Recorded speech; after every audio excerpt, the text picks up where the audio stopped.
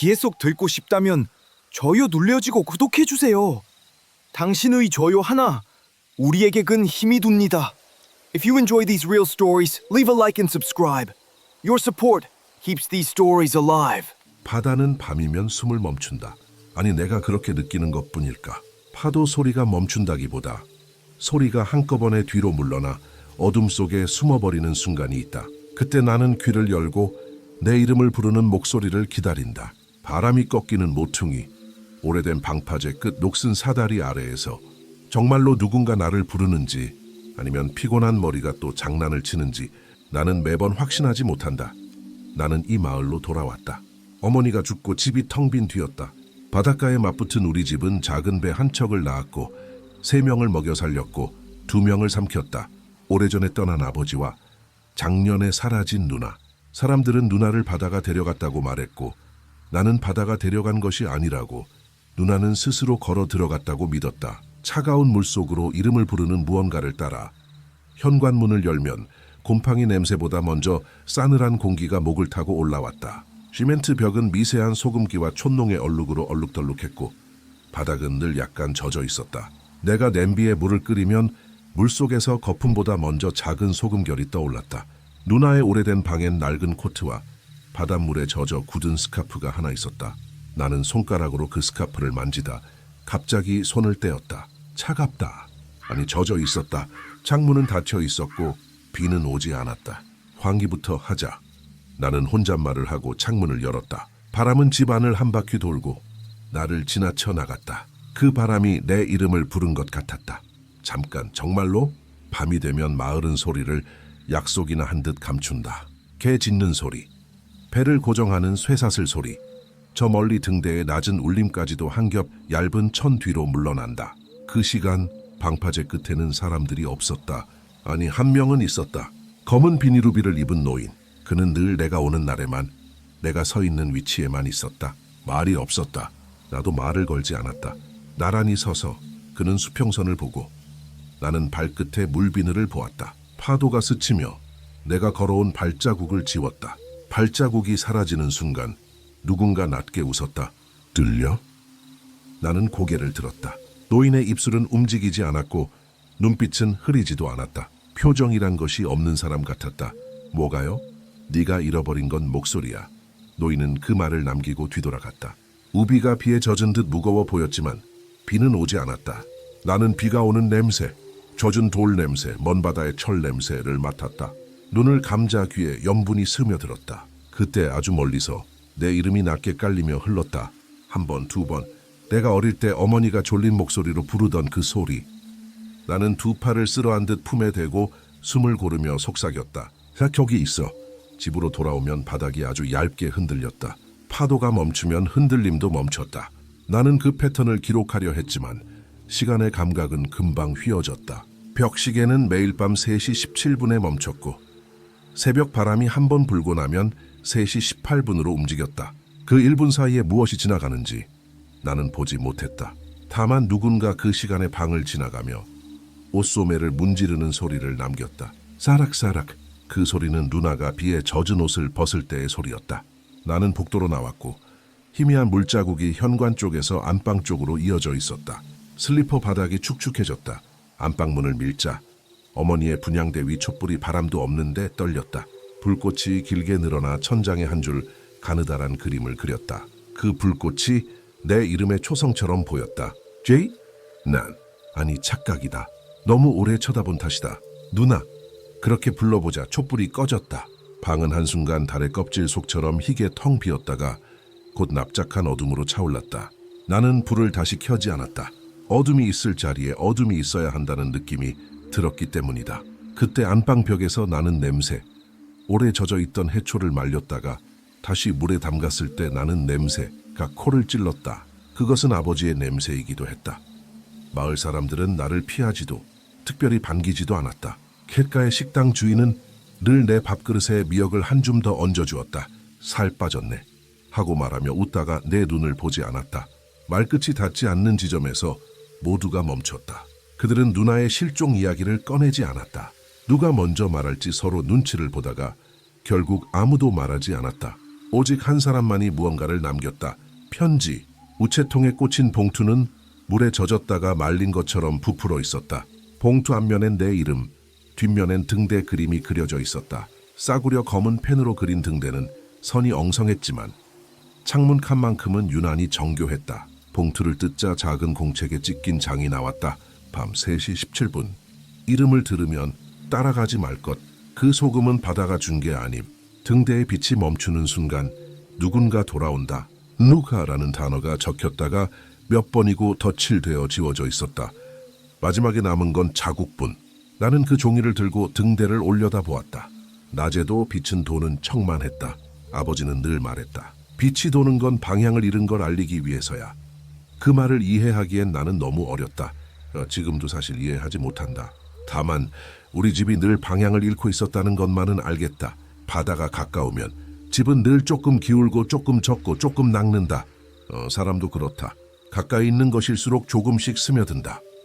누나의 방 책상 서랍 아래 손이 닿지 않는 깊이의 얇은 노트를 하나 찾았다. 젖은 종이는 아니었다. 단단하고 말라있고 그러나 표면이 소금처럼 하얗게 설이 내려 있었다. 첫 장에는 날짜가 적혀 있었고 그 아래엔 짧은 문장들이 흘러내리듯 이어졌다.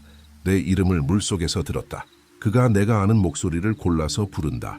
어느 날은 어린 나, 어느 날은 엄마, 그리고 오늘은 나 자신.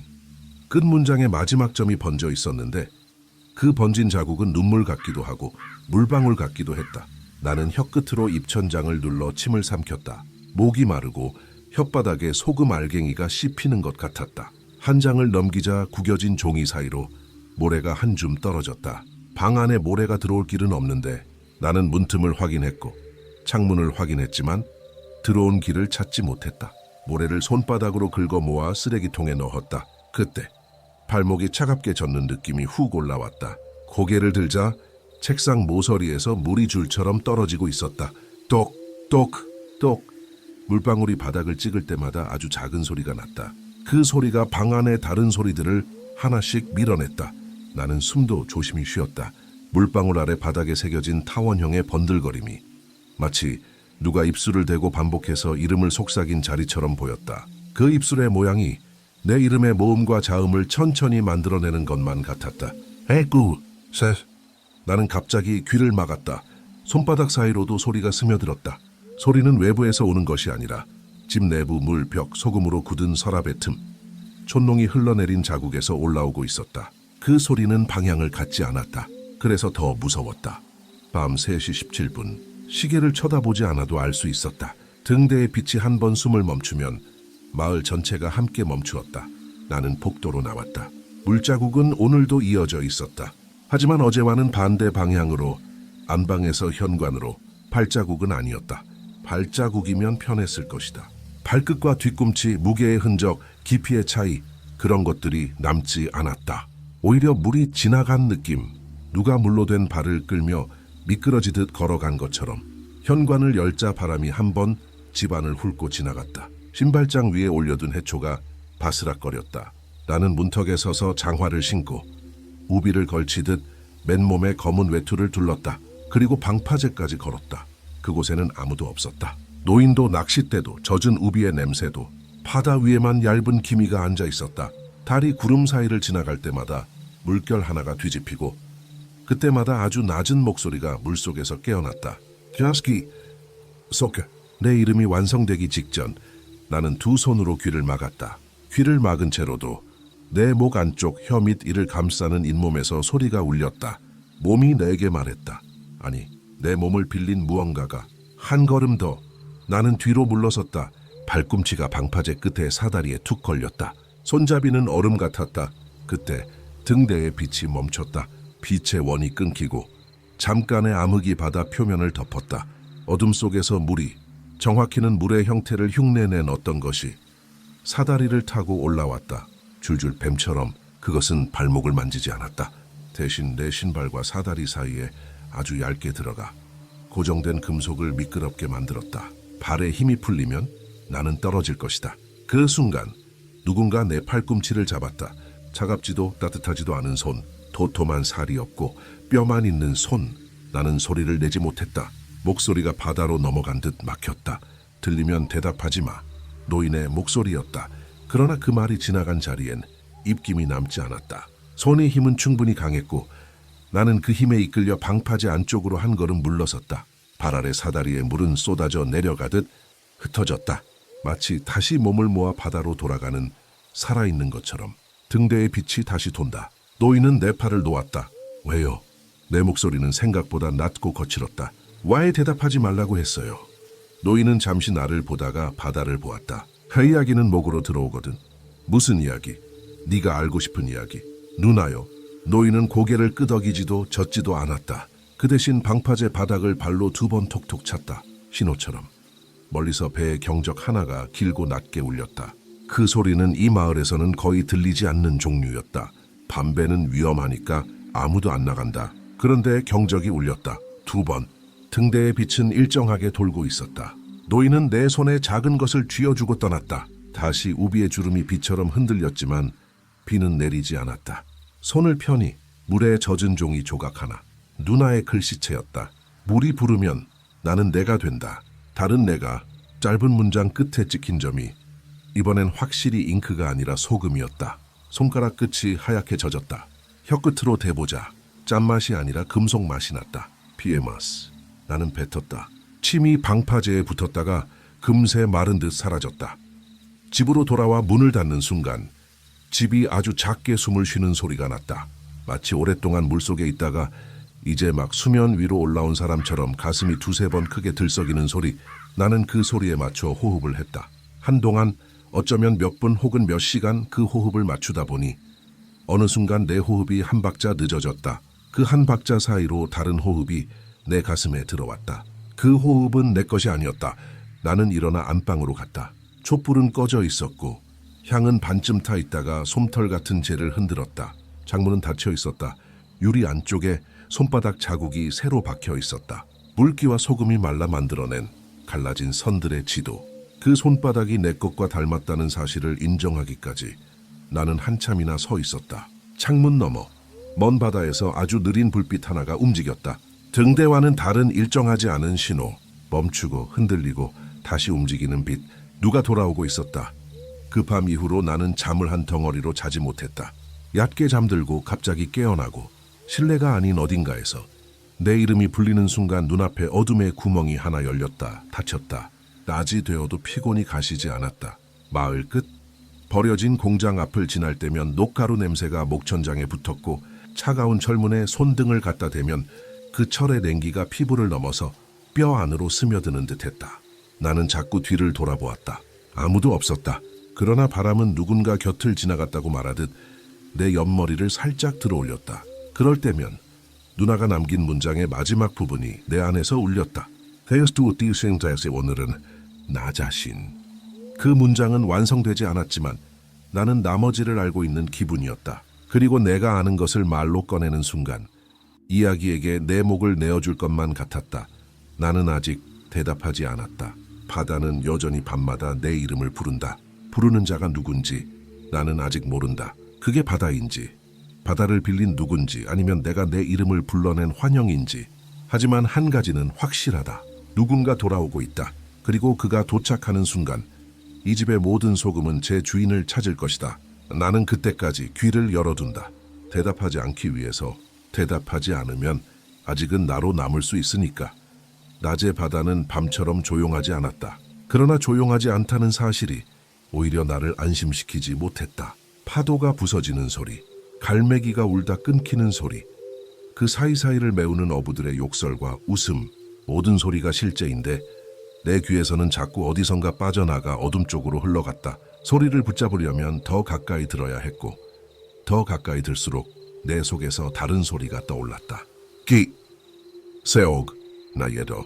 대낮에도 나는 누나의 노트를 다시 펼쳤다. 한 페이지 한 페이지마다 흰 가루가 묻어나왔다. 손가락 끝을 비비면 바스라지는 진짜 소금인지 건조한 피부인지 구분하기 힘든 가루.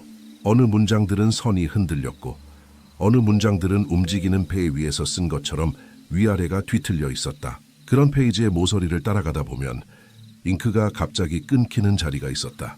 마치 누나가 그 순간 글이 아니라 소리를 적으려다 소리에 빨려 들어가 펜을 놓친 것처럼 내 이름은 물에 녹는다. 목소리는 소금과 섞이면 오래 간다. 등대가 멈춘 밤. 나는 내가 아닌 내가 되는 걸 듣는다. 나는 펜으로 그 밑에 작은 물음표를 하나 그렸다. 그리고 멍하니 물음표를 바라보다가 펜을 내려놓았다. 물음표의 점이 아주 천천히 번졌다. 종이가 젖고 있었다. 책상 위에는 물 한 방울 없었고 창문은 닫혀 있었다. 그럼에도 물음표의 점이 안에서부터 글씨의 뼛속에서부터 스며 나오는 것처럼 번졌다. 나는 종이의 뒤를 만졌다. 차갑게 젖었다. 그 순간 내 혀 아래에서 짠맛이 솟았다. 맛은 혀에서지만 냄새는 코가 아닌 귀로 들어왔다. 귀가 젖는 느낌. 귓구멍 안쪽에 아주 얇은 막 같은 것이 달라붙고 그 막을 통해 소리가 아니라 맛이 전달되는 설명하기 힘든 상태. 나는 고개를 흔들었다. 정오 무렵 식당 주인이 내 앞에 국을 놓았다. 미역이 아닌 매운 생선국이었다. 김이 올라오다가 중간에서 뚝 끊기는 모습이 이상했다. 마치 보이지 않는 천장에 막혀 더 이상 올라가지 못하는 것처럼. 주인은 내 앞에 숟가락을 놓으면서 낮은 목소리로 말했다. 밤에 나가지 마. 나는 고개를 들었다. 주인의 눈동자는 탁했고 내가 아닌 내 뒤를 보고 있었다.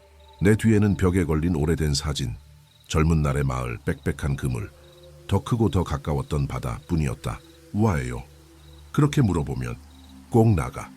그래도 이유가 밤이 내 이름을 안다. 주인은 말끝을 삼키곤 주방 쪽으로 돌아갔다. 나는 국을 한 숟가락 떠서 입에 넣었다. 혀끝이 얼얼했다. 매운맛과 함께 알 수 없는 금속의 맛이 남았고 그 맛은 목구멍을 지나서 가슴 안쪽까지 내려가 오래 남았다. 뜨거운 국물인데 몸은 추웠다. 나는 숟가락을 내려놓고 양손을 합장하듯 붙였다. 오래된 습관이었고 어머니가 늘 하던 동작이었다. 그 자세로 숨을 고르면 적어도 내 심장 소리가 내 것 같아지는 순간이 있었다. 그때 내 등 뒤 벽에서 누군가 훌쩍이는 소리가 났다. 아주 짧고 누군가 울음을 삼키는 소리. 나는 뒤돌지 않았다. 뒤돌면 그 소리는 얼굴을 가질 테니까. 오후에는 오래된 공장에 들렀다. 공장은 폐쇄되었지만 창문 몇 개는 깨져 있어 바람이 쉽게 드나들었다. 그 바람을 나는 필요로 했다. 내 머릿속의 소리와 집안의 젖음을 잠깐 잊기 위해. 절과 기름 냄새가 뒤섞인 공장 안에서는 오히려 소금 냄새가 사라졌다. 천장 가까이 매달려 있던 낡은 호이스트가 바람에 살짝 흔들렸다. 철사줄이 삐걱삐걱 울었다. 그 소리가 등대의 멈춤과는 다른 리듬으로 내 귀를 훑었다. 나는 바닥을 한 바퀴 돌다 한쪽 벽에 붙은 분필 자국을 발견했다.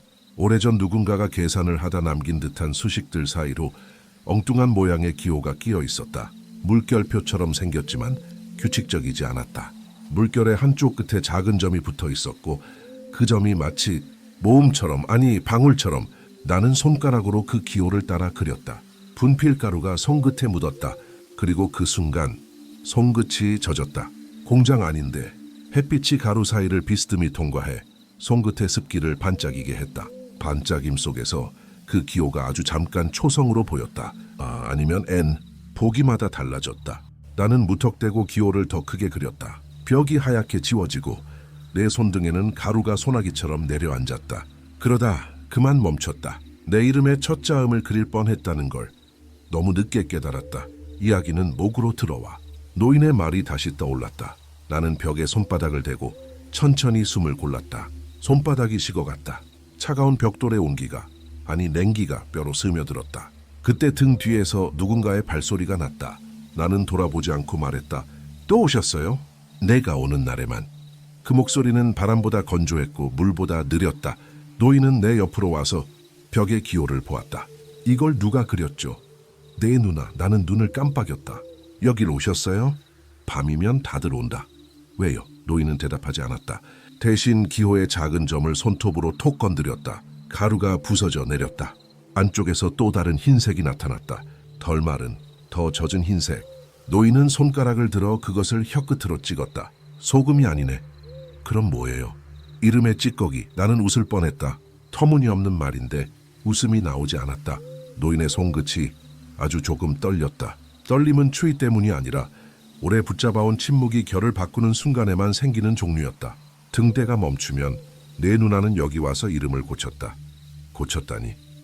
부르면 답하는 이름이 있고 불러도 대답하지 않는 이름이 있거든.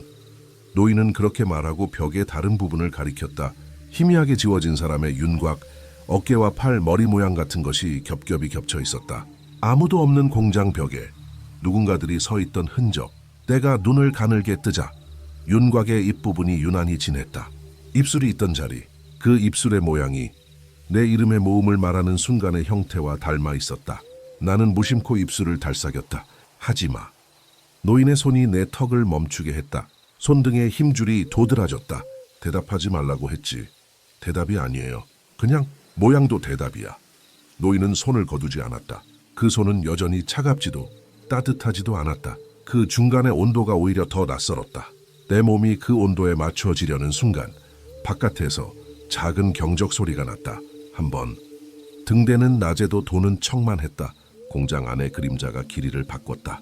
밤의 방파제 끝으로. 나가지 마. 어제는 거기서 절 살렸잖아요. 어제의 바다는 오늘의 바다가 아니야. 노인은 고개를 돌려 나를 보았다. 그의 눈동자 속에는 바다가 없었다. 대신 아주 오래된 방에 어둠이 있었다. 사람의 집 안쪽 깊은데 노인. 손대면 부스러질 것 같은 어둠. 오늘의 바다는 너를 알아. 노인은 그렇게 말하고 공장 문을 나섰다. 바람이 그의 우비가 없는 등을 통과해 지나갔다. 나는 한동안 벽 앞에서 움직이지 못했다. 해질 무렵 집으로 돌아오는 길에 작은 가게 앞에 마을 안악 두 사람이 서 있었다. 내가 지나가자 그들은 말을 멈추었다. 그러나 멈춘 말은 입술 사이에 머물지 못했다. 하나가 중얼거렸고 그 중얼거림이 내 등 뒤를 따라왔다. 닮았어. 누구를? 누나를. 아니면 물을 집안은 낮 동안 말랐고 저녁이 되자 또 축축해졌다. 그런 변화를 기록하려고 벽에 날짜와 시간을 적었다. 6월 8일 오후 7시 40분 말라있음. 8시 10분 천장 모서리에 얼룩진해짐. 8시 50분 현관 쪽에서 물 냄새. 9시 바닥에 얇은 방울 형성. 9시 30분 등 뒤에서 사락거리는 소리. 그리고 10시 내 이름. 오늘은 분명히 들었다. 어머니의 목소리도 누나의 목소리도 아닌 아주 어릴 때의 내 목소리. 때를 쓰고 울다 끝난 뒤 잠에 들기 직전에 그 나가 나를 불렀다. 기석. 한 번만. 그러나 그 한 번이 밤 전체를 채우기에 충분했다. 나는 벽에 기대어 앉았다. 무릎을 끌어안았고 손바닥을 귀에 댔다. 어제의 습관 그대로 대답하지 않기 위해. 그런데 소리는 귀가 아니라 무릎에서 들려왔다. 무릎뼈와 뼈 사이의 틈에서 물이 흐르듯 내 몸이 작은 집이 되어 내 이름이 그 집 안쪽 방을 돌아다녔다. 나는 그 이름을 따라가면 안 된다는 것을 알고 있었다. 알고 있으면서도 내 몸 안의 복도를 지나 안방으로 가고 싶어졌다. 그 방에는 촛불이 있다. 촛불은 누가 꼭 필요할 때만 흔들렸다. 나는 일어나 안방으로 갔다. 촛불은 켜져 있지 않았다. 그러나 심지에는 검은 그을음이 새로 앉아 있었다. 누군가 조금 전에 불을 붙였다가 끈 것이다. 창문은 닫혀 있었고 유리 안쪽의 손바닥 자국은 어제보다 선명했다. 손바닥의 선 사이로 얇은 소금 결정들이 반짝였다. 반짝임은 등대의 빛과 무관하게 자신의 리듬으로 꺼졌다 켜졌다. 그때 나는 그것을 보았다. 손바닥 자국 옆 유리 하단의 물때 속에 숨은 글자. 굳이 눈을 좁히지 않아도 읽히는 형태. 내 이름의 반쪽이 아니라 아주 다른 단어. 들라와. 나는 숨을 멈췄다. 글자는 아주 단정했다. 누나의 글씨와도 어머니의 글씨와도 달랐다. 더 오래된 글씨. 오래된데도 손에 힘이 살아있는 글씨. 누구? 그 말이 입술에서 빠져나오던 순간 내 목 안쪽에서 뭔가 움찔했다. 마치 이물질을 삼킨 뒤 한참 뒤늦게 목이 알아차리듯. 나는 두 손으로 목을 감싸 쓸어내렸다. 손가락 아래서 맥박이 불규칙하게 뛰었다. 창밖의 바다가 갑자기 숨을 죽였다. 소리의 결이 바뀌는 순간 등대의 빛이 한 번 걸려 넘어졌다. 밤 3시 17분은 아니었다. 아직 멀었다. 그럼에도 빛은 아주 잠깐 멈춰 섰다. 그 멈춤의 사이에 집이 호흡을 바꾸었다. 집이 들이쉼을 멈추고 길게 내쉬었다. 내쉬는 숨에 섞여 이름이 흘렀다. 들라와. 이번에는 확실히 들렸다. 그리고 그 뒤에 붙은 아주 짧은 호칭. 동생. 나는 뒤로 물러나 벽에 부딪혔다. 벽지가 서늘했다. 손바닥에 서리가 내리는 느낌. 눈을 뜨고 있는데도 방이 한 겹 더 어두워졌다. 그 어둠은 밖에서 들어온 것이 아니라 방 안에서 자라난 것이었다. 방 한가운데 바닥이 아주 얕게 눌리고 물이 그 자리로 모여들었다. 작은 거울 같은 물의 표면이 만들어졌다. 나는 발을 물려 빼고 그 거울을 내려다보았다. 내 얼굴이 있었다. 그런데 내 얼굴은 나를 보지 않았다. 내 얼굴은 내 뒤를 보았다. 나는 돌아서지 않았다. 돌아서는 순간 내가 아닌 내가 등 뒤에 서 있을 것 같았다.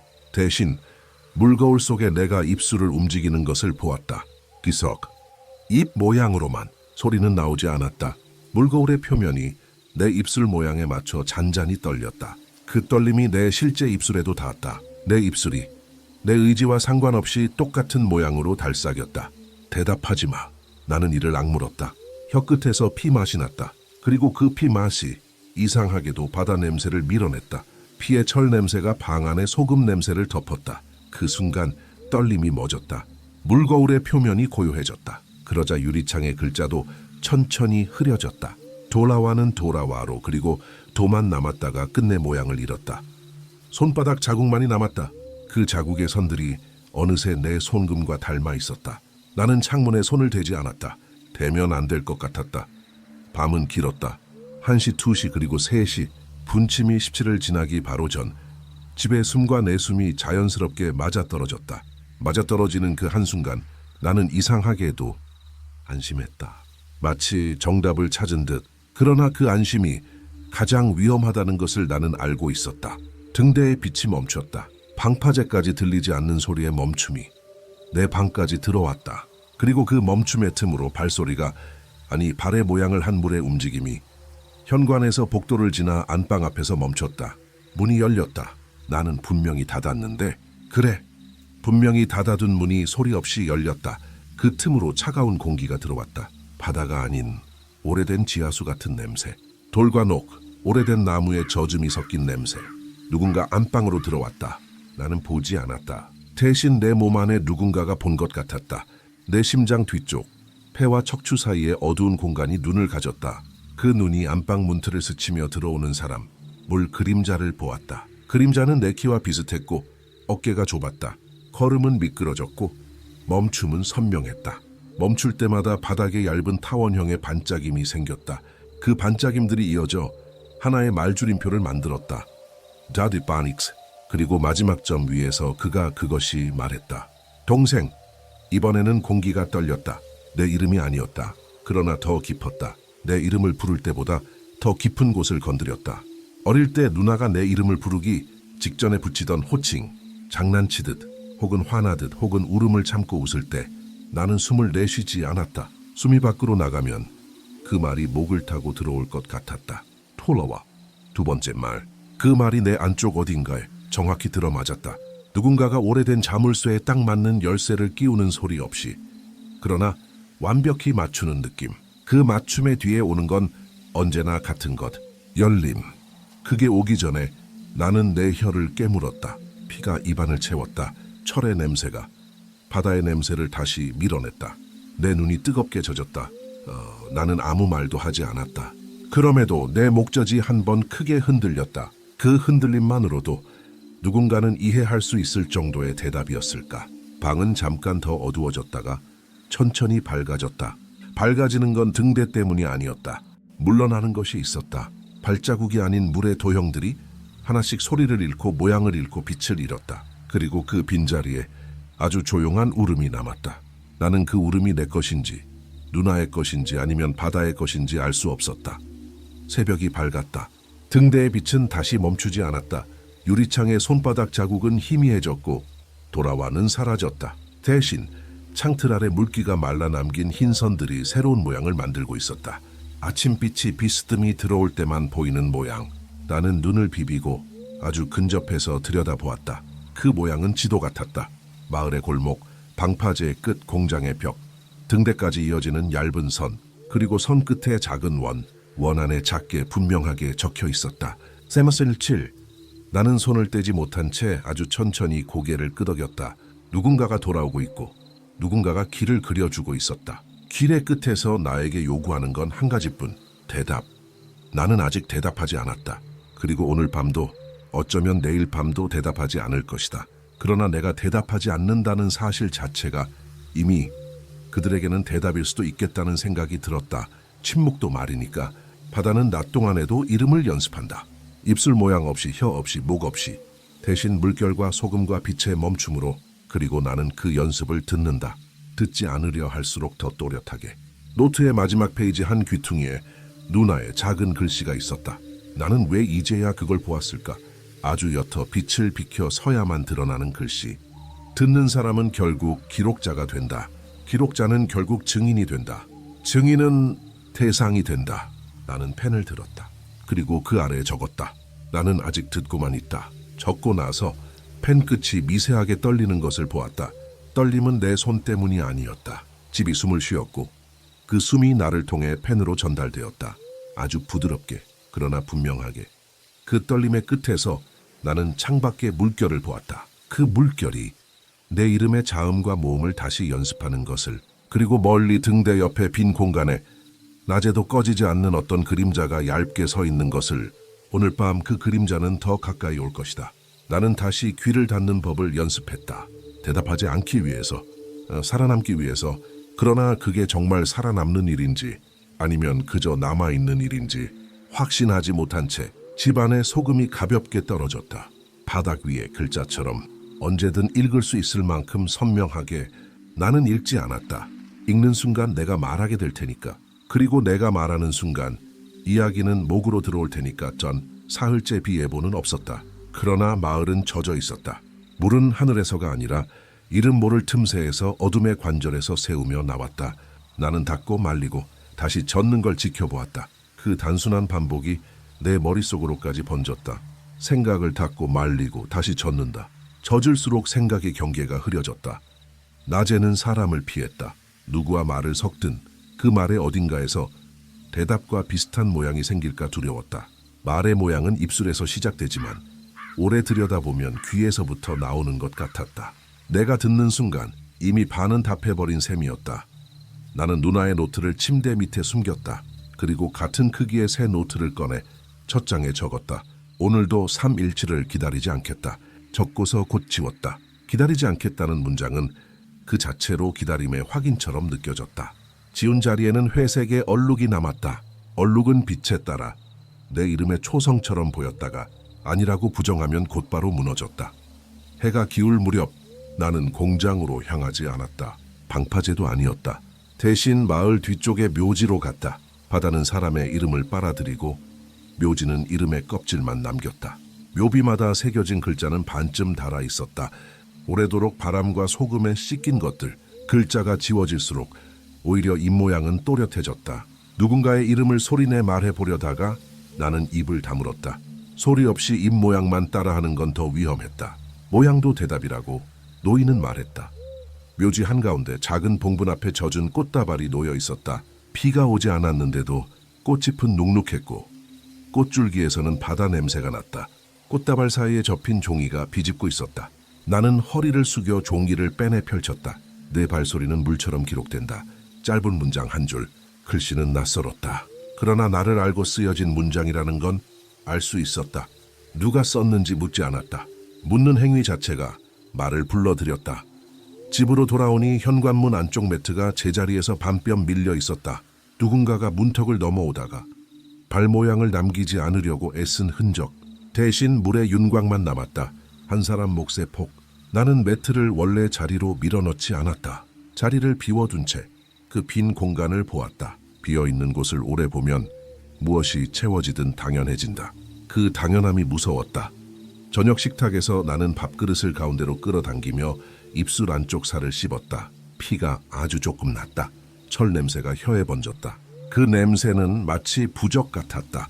바다 냄새를 밀어내고 이름의 모양을 흐리게 했다.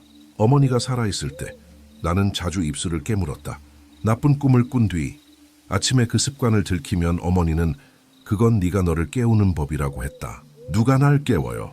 너의 다른 내가. 그때는 웃어넘겼다. 지금은 웃을 수 없었다. 잠을 늦게 청했다. 침대에 누워도 잠은 나를 피해 다녔다. 눈을 감으면 물결의 안쪽이 보였다. 어두운 물이 아니라 아주 얕은, 그러나 끝을 모를 얕음. 발목까지 오다가 어느 순간 가슴까지 차올라 다시 발목까지 가라앉는 물의 반복. 그 리듬에 맞춰 귀 안쪽이 간질거렸다. 나는 귀를 막았다. 손바닥이 뜨거워졌다. 그 열기는 잠깐 도움이 되었다. 그렇게 버티다가 스르르 잠에 빠져든 것 같았다. 그러나 꿈과 깨의 경계에서 나는 항상 같은 자리에 서 있었다. 폭도, 현관과 안방 사이, 내가 그동안 물자국을 지켜보던 자리. 꿈속에서도 나는 그 자리에 있었고 바닥은 기대하던 대로 젖어 있었다. 다른 점이 있다면 물이 방향을 가졌다는 것. 현관에서 안방으로, 안방에서 현관으로 아니라 현관에서 내게로, 그리고 내게서 안방으로. 나는 그 중간이었다. 물은 내 발목을 감싸고 지나갔고 지날 때마다 내 피부에는 아주 얇은 글자가 떠올랐다 사라졌다. Fast to 세아식 점들, 이어진 점들. 말줄임표의 길이가 길어질수록 내 심장은 느려졌다. 느려질수록 내 숨은 편해졌다. 편해질수록 나는 대답하고 싶어졌다. 편안함은 언제나 말하게 만든다. 꿈의 복도 끝에서 누군가가 말했다. 동생. 목소리는 젖어 있지 않았다. 오히려 바싹 말라 있는 목소리. 침이 마른 사람의, 오래 대답을 기다린 사람의 목소리. 마른 목소리는 젖은 바닥 위를 지나도 흔적을 남기지 않았다. 그래서 더 또렷했다. 돌아와. 나는 고개를 돌리지 않았다. 대신 벽지에 무늬를 세웠다. 꽃무늬가 아니었다. 물무늬였다. 물방울이 부서져 생긴 동그라미들. 동그라미마다 아주 작은 숫자가 있었다. 1, 2, 3, 그리고 17, 27은 무늬의 가장자리에만 있었다. 중심에는 한 번도 없었다. 내가 아니면 안 된다. 그 말은 낯설고도 익숙했다. 누나가 사라지기 전날 밤 현관에서 신발끈을 묶으며 했던 말, 바다를 본 사람이 하는 말투, 세상을 떠나는 사람이 남기는 어법. 왜? 그 질문이 입 밖으로 나가려는 순간 누군가 내 턱을 살짝 들어 올렸다. 꿈속임에도 그 감각은 생생했다. 손의 온도는 여전히 중간, 차갑지도 따뜻하지도 않은 익숙한 온도. 물으면 보여. 노인의 목소리였다. 어디에서도 나타나지 않았는데 이미 내 곁에 있었다. 그는 내 턱을 놓지 않았다. 놓는 순간 내 입에서 문장이 흘러나올 걸 알고 있는 사람처럼. 꿈이죠. 내가 속삭이자 노인은 고개를 저었다. 꿈이 살아있는 시간이야. 그게 달라요? 달라. 노인은 내 어깨를 돌려 안방 쪽을 보게 했다. 문이 활짝 열려 있었다. 문틀의 그림자들이 액자처럼 중첩되어 안쪽의 어둠을 작품처럼 떠받치고 있었다. 안방 한가운데 물 거울이 있었다. 전날 밤보다 컸다. 내 허리 높이까지. 표면은 고요했고 고요가 너무 오래되어 투명한 피막처럼 굳어 있었다.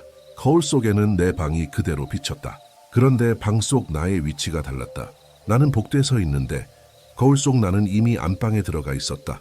들어가서 창문을 향해 서 있었다. 창문에는 손바닥 자국이, 이번에는 둘 나란히 찍혀 있었다. 하나는 내 손 크기, 다른 하나는 조금 더 작았다. 누나. 거울 속 나는 손을 들어 그 작은 자국 위에 포개려 했다. 노인의 손이 내 턱을 쥔 그대로 다른 손으로 내 손목을 붙잡았다. 모양도 대답. 그 말은 이제 주문처럼 익숙했다. 나는 손을 내렸다. 그러나 거울 속에 나는 내리기 전에 이미 손자국을 맞춰버렸다. 표면이 얇게 떨렸다. 떨림은 소리를 내지 않았지만 내 가슴뼈가 먼저 반응했다. 나는 가슴을 움켜쥐었다. 손끝의 파문이 느껴졌다. 물이 아니었다. 내 안쪽 살의 파문. 그 순간 거울 속에서 누나가 돌아보았다. 그녀는 입술을 달싹여 내 이름을 만들지 않았다. 대신 웃었다. 오래된 사진 속에서나 가능한 포즈처럼 보이는 웃음. 그리고 어릴 적 나에게 했던 표정을 그대로. 입꼬리 한쪽을 더 올리고 눈을 아주 조금 가늘게 지어 보였다. 동생. 내가 아니라 거울 속 나에게 했다. 그러나 그 말은 나에게도 닿았다. 닿는 순간 내 혀 밑이 얼얼해졌다. 피맛은 나지 않았다. 대신 물맛, 무미에 가까운 그러나 끝에 소금이 서린 맛. 돌아와. 거울 속에 나는 고개를 끄덕였다. 아주 미세하게. 끄덕임이 끝나기도 전에. 거울의 표면이 금이 같다. 금은 물에서 시작해 유리로 번지는 것처럼 보였다. 균열의 가장자리에 반짝이는 소금 결정들이 박혔다. 그 결정들이 이어져 단어 하나의 뼈대를 만들었다. 집. 나는 소리를 내지 않았지만 호흡이 커졌다. 집은 어딘가? 내가 서 있는 이곳인가? 거울 아닌가? 아니면 등대가 멈추는 그 순간의 어둠인가? 집의 정의가 흔들릴수록 내 발목의 균형도 흔들렸다. 물이 발목뼈를 타고 올라왔다. 현실인지 꿈인지 구분하지 못했다. 꿈이라면 깨면 되는데 깨는 법을 잊어버린 듯했다. 노인은 내 손목을 놓지 않았다. 내가 묻지 않으면 길이 줄어들지. 어떤 길? 입에서 등대로. 그 말의 끝에 멀리 경적이 울렸다. 꿈속인데도 정확한 방향이 있었다. 바다 쪽. 등대 옆에. 그 경적은 한 번만 울리고 끊겼다. 끊긴 자리에 내 심장이 한 박자 비었다. 비어있는 박제에 다른 무언가가 들어왔다. 물의 맥박. 나는 고개를 떨구었다. 내 발 아래 물의 점들이 다시 말줄임표를 만들고 있었다. 가지지 점의 개수를 세다 보니 이상한 사실을 깨달았다. 점마다 아주 작게 숫자가 새겨져 있었다. 1, 2, 3 그리고 17, 17에서 점이 끝나지 않았다. 18, 19, 20 이어졌다. 오늘은 더 길어. 노인이 말했다. 왜요? 네가 덜 대답했으니까. 논리가 뒤집힌 듯했지만 이상하게도 이해되었다. 침묵이 길어질수록 부르는 자는 더 오래 머문다. 오래 머무를수록 더 깊게 흔든다. 나는 팔을 꼬았다. 손바닥이 축축했다. 축축함의 근원을 따라가다 보니 송음 사이에 새겨진 아주 얇은 선들이 글자의 모양을 닮아가고 있었다. 팔을 펴고 손가락을 벌리고 다시 쥐었다. 그 단순한 움직임들이 마치 아니라는 말을 몸으로 쓰는 것처럼 느껴졌다. 꿈은 그 상태로 오래 지속되었다. 긴지 짧은지 알 수 없는 시간. 깨어있는 동안에는 경험하지 못하는 길이가 없는 길. 나는 노인에게 등을 기댄 채 거울의 표면이 다시 고요로 돌아오길 기다렸다. 그러나 고요는 오지 않았다. 대신 거울 너머에서 누나가 한 걸음 내게로 다가왔다. 물과 유리 사이 어딘가에서 움직이는 발이 닿을 때마다 거울 이쪽의 바닥에 새 물점이 생겼다. 점의 둥근 가장자리가 내 발등을 톡 치고 사라졌다. 그래서 점들이 이어지다. 마침내 줄이 되었다. 줄이 내 발목을 가볍게 감았다. 한 번이면 풀릴 줄. 그러나 풀지 못했다. 줄의 끝이 내 발등에 내 이름의 첫 자음과 비슷한 매듭을 만들었기 때문이다. 하지마. 노인의 목소리는 이번에 선명하게 떨렸다. 저건 단지 물이 아니야. 뭔데요? 기다림. 그 단어가 방 전체를 눅눅하게 만들었다. 기다림은 언제나 젖는다. 나는 발을 빼려다 더 깊이 묶이는 느낌에 멈췄다. 묶임의 감각이 아픈 것은 아니었다. 안락했다. 그게 더 위험했다. 그때 거울 속의 누나가 입술을 또렷하게 움직였다. 소리는 없었지만 입 모양은 완벽했다. 317. 나는 알 수 있었다. 오늘의 317은 꿈에서 시작해 현실에서 끝날 거라는 것을, 아니면 그 반대. 어느 쪽이든 경계는 사라질 것이다. 깨워. 내가 말했다. 노인은 대답하지 않았다. 대신 내 손등에 자신의 손을 겹쳤다. 손등의 힘줄이 꿈에서도 또렷했다. 사해오는 건 내 몫이야. 어떻게? 피. 그 한 음절이 내 혀를 쓸었다. 나는 입술 안쪽을 더 세게 깨물었다. 피가 입안을 가득 채웠다.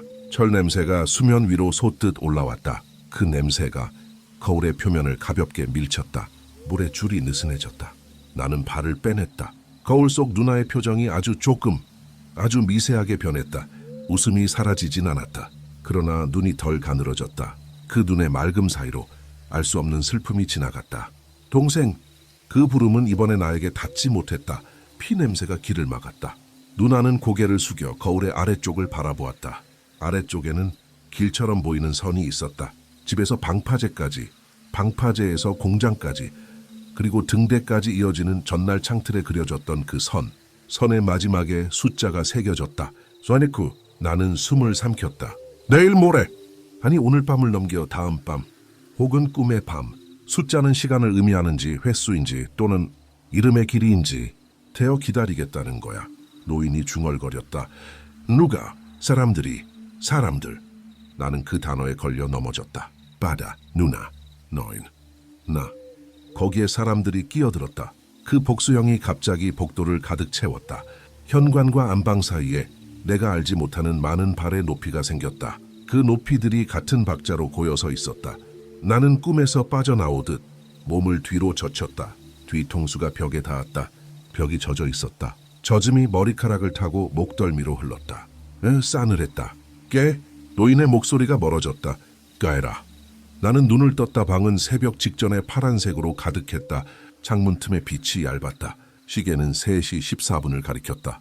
나는 엎드린 채 손을 바닥에 댔다. 차갑고 젖었다. 손바닥을 떼자 얇은 물점이 내 손금 모양을 따라 남았다. 그 점들이 곧 흩어져 말줄임표가 되었다. 이따 3시 15분 집이 숨을 깊게 들이쉬었다. 그 들숨에 내 갈비뼈가 들어올려졌다. 3시 16분 등대의 빛이 한번 아주 미세하게 삐끗했다. 정해진 시간보다 이른 멈춤의 예고처럼 나는 입술을 깨물었다. 피맛, 피냄새, 철이 바다를 밀어내는 그 잠깐의 여지. 3시 17분. 빛이 끊겼다. 소리의 평면이 바뀌었다. 집의 호흡이 멈췄다. 멈춘 자리에서 문이 열렸다. 이번에는 안방이 아니라 현관, 발 모양이 아닌 발의 뜻이 들어왔다. 물이 고이는 방식으로 뜻은 소리를 필요로 하지 않았다. 대신 방향을 가졌다. 방향은 나를 지나 안방으로 향했다. 나는 몸을 일으켜 복대에 섰다. 꿈에서와 같은 자리. 물이 내 발목을 스쳤다. 스칠 때마다 피부 안쪽에서 얇은 글자가 솟았다 사라졌다. 펜스인데 딸이 점들이 길어졌다. 숫자가 보였다. 18, 19, 그리고 20 등대의 빛이 돌아오기 전 한 음성이 방 전체를 가볍게 울렸다. 동생. 나는 대답하지 않았다. 그러나 내 목의 맥박이, 내 입술의 미세한 떨림이, 내 숨의 얕은 흔들림이 모두 어떤 문장처럼 정렬되는 것을 느꼈다. 대답의 모양, 피 냄새가 옅어졌다. 나는 더 세게 입술을 깨물었다. 금속의 맛이 다시 한번 혀끝에 번졌다. 그 순간 물의 줄이 느슨해졌다. 등대의 빛이 돌아왔다. 방은 천천히 밝아졌다.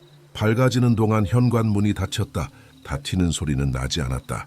대신 창문에 새 손바닥 자국이 남았다. 어제와 같은 크기, 그리고 그 옆에 아주 조금 더 작은 자국 하나. 나는 다가가지 않았다. 대신 문틀 곁에 미리 준비해둔 새 노트를 꺼냈다. 떨리는 손으로 오늘의 첫 문장을 적었다. 나는 아직 듣고만 있다. 그러나 듣는다는 것은 이미 길 위에 있다는 뜻이다. 적고 나자 잉크가 번졌다. 번진 자리가 얇은 선을 만들었다. 서는 집에서 방파제까지 이어졌다. 그 끝에 아주 작은 글자가 떠올랐다 사라졌다. 집. 나는 노트를 덮었다. 내일 밤 아니 오늘 밤이 오기 전에 해야 할 일이 떠올랐다. 공장 벽의 기호, 등대의 계단, 방파제 사다리의 녹. 그리고 노인덧단 나는 문을 열지 않았다. 대신 집이 숨을 고르는 소리를 끝까지 들었다. 내 숨과 맞아떨어지는 그 순간이 올 때까지. 그 순간이 오면 나는 다시 피를 준비할 것이다.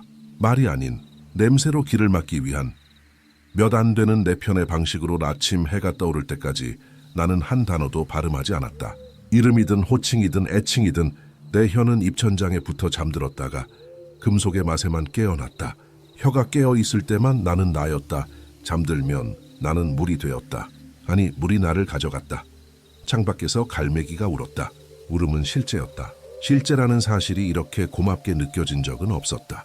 그러나 그 울음 뒤에 이어진 아주 낮은 사람의 숨소리, 아니 숨의 뜻과 내 등 뒤에서 일었다. 나는 천천히 돌아섰다. 아무도 없었다. 대신 벽지의 물무늬가 새로운 순서로 정렬되어 있었다. 동그라미의 가장자리에 작게 새겨진 숫자들 1, 2, 3 그리고 17. 나는 가만히 그 숫자들 위에 손을 얹었다. 손바닥의 온도가 벽으로 스며들었다. 그리고 그 온도가 돌아올 때 어제와 다른 것이 하나 있었다. 내 온도를 기억하는 집. 집이 나를 외우기 시작했다. 오운다는 건 곧 부른다는 뜻이었다. 나는 침묵했다. 침묵이 오늘의 유일한 대답이었다. 그리고 그 침묵이 누군가에게는 초대장이라는 것을 이미 알고 있었다. 저녁부터 집은 새소리를 흉내냈다. 벽지의 물무늬가 가느다란 부리를 만들어 창문을 톡톡 두드렸다. 나는 아무 대답도 하지 않았다. 침묵했다. 그러나 침묵은 이미 대답이었다. 노트 첫 장에 적었다. 오늘 밤 등대. 해가 지자 마을은 스스로 그림자가 되었다. 골목에 개도 짖지 않았다. 방파제 앞에서 나는 2번 숨을 고르고 사다리를 내려다봤다. 금속에 달라붙은 소금 결정들이 별처럼 반짝였다. 발을 딛지 않고 옆에 계단으로 돌아 등대 아래로 걸어갔다. 등대의 벽을 손바닥으로 짚자 벽이 얕게 떨었다. 마치 지금 막 긴 문장을 다 쓰고 마지막 마침표를 찍기 직전에 손처럼 덕 문은 잠겨있지 않았다. 안쪽 공기는 차갑고 건조했다. 바닷집의 젖음과 달리 이곳의 냄새는 돌, 기름, 오래된 유리였다. 계단은 좁고 가팔랐다. 한 발 내디딜 때마다 금속이 낮게 울렸다. 그 울림이 내 심장 박동과 겹쳐졌다가 어긋나기를 반복했다. 중간쯤 올라섰을 때 발끝이 무언가를 밀었다. 종이, 젖지 않은 종이. 접힌 모서리에 소금 가루가 하얗게 앉아 있었다. 펼치니 글씨가 단정했다. 3번 묻지 않기, 2번 돌아보지 않기, 한 번만 비. 글씨는 노인의 것이 아니었다. 빈틈이 없었고 선이 살아있었다. 누나의 글씨였다. 종이를 접어 주머니에 넣고 다시 올라갔다. 렌즈실 문을 여는 순간 빛이 내 눈썹을 스쳤다. 빛은 여전히 돌고 있었다. 아직 3시 17분이 아니었다. 그러나 멈출 준비를 하는 빛의 호흡이 느껴졌다. 유리 밖으로 바다는 검은 잔주름을 펼쳐 놓았다. 그때 뒷계단에서 부스럭거리는 소리가 났다. 돌아보지 않았다. 2번 돌아보지 않기. 내 발 아래 금속판이 아주 살짝 눌렸다. 누군가, 아니 발의 뜻, 이 계단으로 올라오고 있었다. 나는 렌즈 옆 좁은 통로 끝에 등을 붙였다. 어둠이 어깨를 눌렀다. 등대의 심장부에서 나는 것이 아닌 바다의 문장 끝에서 번져온 어둠. 그 어둠이 돌아 누웠고 그 틈으로 목소리가 들렸다. 동생. 입술이 저절로 떨렸다. 나는 이를 악물었다. 혀 밑이 뜨거워졌다. 피가 올라왔다. 한 번만 피. 입술 안쪽을 세게 깨물어 철 냄새를 터뜨렸다. 냄새가 등대의 유리벽을 얇게 막았다. 노인이 빛의 그림자처럼 나타났다. 우비도 없었다. 등대의 기계 뼈대와 같은 얼굴. 그는 나를 보지 않고 바다를 보았다. 오늘은 멈춤이 길어. 왜요? 사람들이 가까이 왔으니까. 사람들이요? 노인은 천천히 고개를 끄덕였다. 듣는 자가 많아졌다. 누군가는 모양으로, 누군가는 숨으로, 누군가는 피로 대답했지. 누군가는 집이 이름을 외우게 했고 그는 잠깐 나를 봤다. 에리오처럼. 나는 주머니에서 종이를 꺼내 보여주었다. 3줄. 노인은 읽지 않았다. 대신 바닥을 발끝으로 2번 쳤다. 멀리서 1번, 아주 낮은 경적이 울렸다. 3번 묻지 않기. 그가 내 대신 읽었다. 지키면 누나를 볼 수 있어요? 질문이 입 밖으로 튀어나오자 등대의 유리 위로 얇은 금이 그어졌다. 묻지 않기. 나는 늦게 깨달았다. 노인의 얼굴이 어둡게 접혔다. 2번 남았다. 그가 속삭였다. 1시 58분. 바다는 숨을 쉬었다. 2시 1분. 등대의 그림자가 바깥 유리에 눌었다. 시간은 느렸지만 분침은 금속처럼 무거운 소리를 내며 움직였다. 3시 16분. 빛이 한번 미끄러졌다. 공기가 얇아졌다. 내 숨과 집의 숨, 그리고 마을의 숨이 같은 골재로 섞였다. 3시 17분 빛이 끊겼다. 세상은 한 번에 납작해졌다. 소리가 바닥으로 내려앉고 시간의 가장자리가 젖었다. 그 틈으로 누나가 들어왔다. 보지도 않았는데 알 수 있었다. 방파제에서, 내 방에서, 꿈의 복도에서 이어진 같은 발의 뜻. 그러나 이곳에서는 훨씬 더 선명했다. 나는 돌아보고 싶었다. 그러나 2번 돌아보지 않기. 아직 돌아보지 않았다. 동생. 이번엔 등대의 벽이 미세하게 울릴 만큼 가까웠다. 등 뒤의 금속이 내 등뼈와 함께 소리 없이 떨렸다. 돌아와. 그 말은 명령도 부탁도 아니었다. 알림. 마치 등대의 빛처럼. 너의 길이 여기라고. 너의 자리가 여기라고. 노인이 내 앞에 서서 팔을 벌렸다. 나와 바다 사이, 나와 목소리 사이. 대답하지 마. 대답 안 했어요. 몸이 먼저 대답할 때가 있어. 노인은 내 손목을 가볍게 눌렀다. 내 맥박이 그의 손바닥에 박혀들었다가 되돌아왔다. 그 되돌아오는 박동이 낯설었다. 내 박동이 아니었다. 오랜 시간 바다의 계단을 오르내린 어떤 박동. 선생님은 누구예요? 나는 물었다. 스스로도 놀랄 만큼 쉽게. 3번째 질문이 입에서 흘렀다. 종이의 첫 줄 3번을 다 써버린 셈이었다. 노인은 눈을 감았다. 네오와 같은 사람, 듣는 사람, 기록하던 사람, 그리고 그는 짧게 숨을 들이쉬었다. 대상이 된 사람. 단어가 끝나자 유리벽에 금이 한 줄 더 늘었다. 금의 가장자리에 소금 결정이 들러붙어 반짝였다. 그 반짝임이 글자의 뼈대처럼 이어졌다. 집, 이름, 피 바깥에서 물의 몸들이 계단을 오르는 소리가 났다. 발소리 없이 다만 젖음의 높이가 한 칸씩 올라오는 소리. 금속 계단의 밑면이 습기에 따라 낮게 울었다. 공기의 밀도가 바뀌었다. 노인이 말했다. 여긴 빛을 돌리는 곳이야. 빛은 길을 준다. 하지만 멈춤은 자리표를 찍지. 자리표? 누가 어디에 서야 하는지. 누나는 어디에 서야 하죠? 노인은 대답하지 않았다. 대신 그의 눈동자의 빛이 한번 깜박였다. 멈춘 빛이었지만 남아있는 잔상. 그 잔상 속에서 내가 보았다. 거울 너머의 누나가. 오늘은 웃지 않고 서 있는 것을. 입을 열지 않은 채 입모양만으로 숫자를 세고 있었다. 하나, 둘, 셋. 나는 혀를